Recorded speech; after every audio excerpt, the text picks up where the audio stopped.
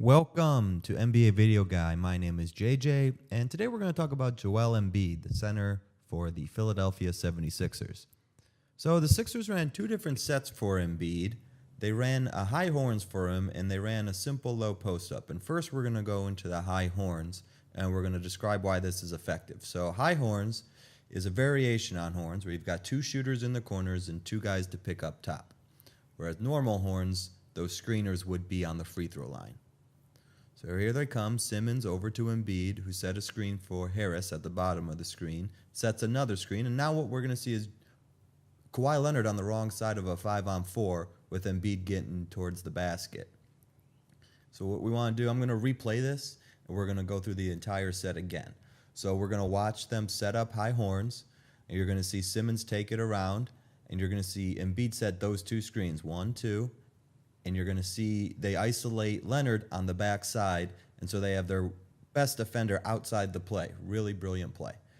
So here's the same thing. They run it through Embiid again, and they're going to go to Harris in the post, who's going to get a bucket near the corner. And this is what Embiid does. You see how he pulls Gasol out, so Gasol can't help. And a shooter like that, who's a center, can help isolate for your other guys like Jimmy Butler or Tobias Harris. So here's another one where Ben Simmons just uses the Harris and Embiid action as a diversion and tries to get a quick one to the bucket. Smart play by Simmons. So next, we're going to see a couple post-ups that they tried to do with Embiid on the low post here against Gasol. So you're going to see Gasol reach over, and this is what Embiid's good at. He's good at drawing those fouls, and when he faces up like that, I say you let him go and prove that he can put the ball on the floor 5 or 6 or 7 times facing you up and get to the basket. He's really good with his back to the basket. You'll see him turn Gasol here. And so Simmons is going to have to clear out because Redick is pulling Lowry towards him to give the space to Embiid to pull this off. And so he just backs down Gasol, and Gasol's got to be stronger than that. Let's face it. That's just too easy. And I know Embiid's dominant, but that's just too easy. And so we're going to see Jimmy come out of the post here, and it's the same thing because Jimmy can shoot. See how Jimmy just runs right out of the play? He's just trying to pull Siakam out. He's not even looking for the shot, right?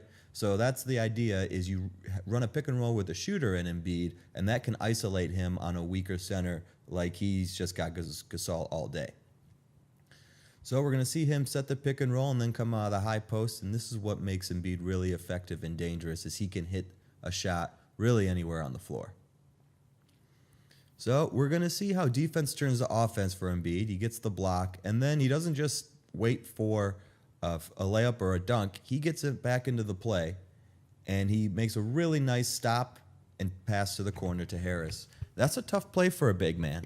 We're going to see 2 more tough plays, and you'll see him stop on a dime and find the open guy, which is something that's really hard to do for someone, number 1, as young as he is, and number 2, as big as he is.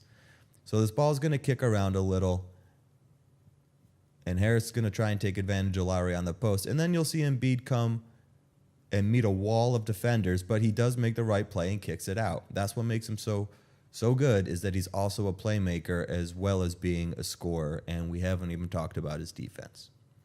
So here's another one where he's going to get the ball, and he's going to pass out of a double team here, which is the right play, finds the guy behind him, which is hard to see. And they miss, but it's the right play. And this is what you get out of Embiid, is he's not going to force into a double team. He's a smart player too. And an unselfish player. So here we're going to see a little Three Stooges failed weave here. But we're going to see Joel read the broken play. He sees all the space over in the left corner there, and he sees it now. So he knows he's going to set a screen. No, he's not. He's going to slip it, and he's going to run straight to that space. Look how much room he gets without ever being touched.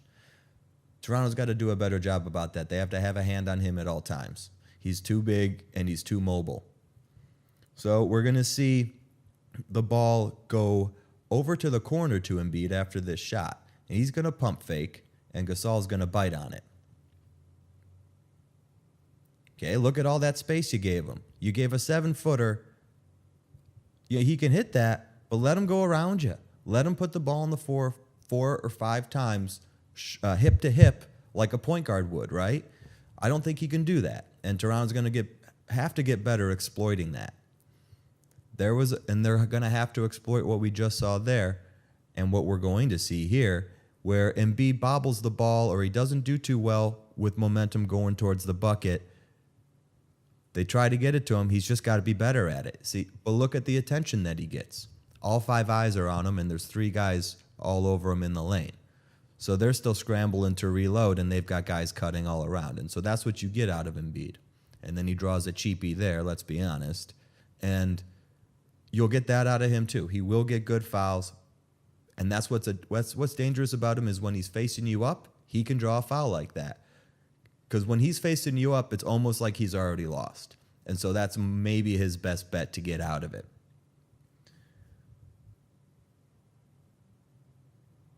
So we're going to see Embiid in the corner here with the fake and go around, and they get lucky that he misses that, but I don't think that he's got that all day, every day. And even if he does, it's going to tire him out. He uses a lot of energy, and he's been injured, so he's not at 100% cardio.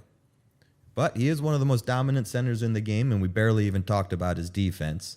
I think Toronto should let him shoot the 3 ball and let him kind of drive around you as long as you can keep him hip to hip and not let him get too much space.